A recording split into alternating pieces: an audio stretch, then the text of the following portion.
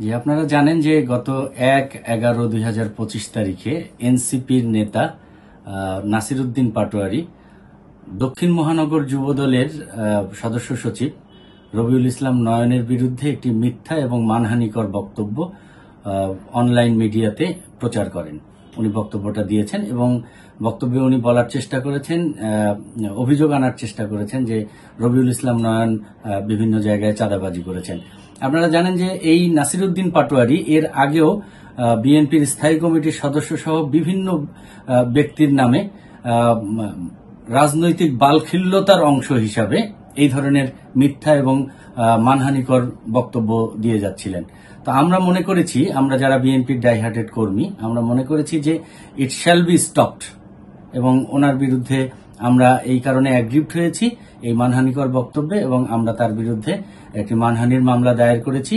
এটি সিএমএম 4 আদালত নাম্বার 4 জাকির হোসেন সাহেবের আদালতে আমরা মামলা দায়ের করেছি এবং এই মামলাটি বিজ্ঞ আদালত জবানবন্দি গ্রহণের পরে, বাদীর জবানবন্দি গ্রহণের পরে এটি মামলাটি গ্রহণ করেছেন এবং ডিবিতে তদন্তের জন্য প্রেরণ করেছেন। তদন্তের পর, তদন্ত রিপোর্ট প্রাপ্তির পর পরবর্তী পদক্ষেপ গ্রহণ করবেন।